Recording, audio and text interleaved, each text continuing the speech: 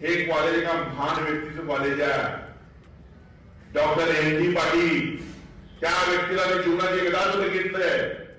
शाहू नाक्यावर कुठला तर एकदा त्यांचं स्ट्राईक होता, म्हणजे उपोषणाला बसलेले, व्हीलचेअरवर वय वर्ष 84 होतं आणि 84 वर्षाचा व्यक्ती व्हीलचेअरवर साईडला उपोषणाला बसला होता, लोकांच्या समस्या सुधारण्यासाठी, त्यांना मार्ग निघण्यासाठी.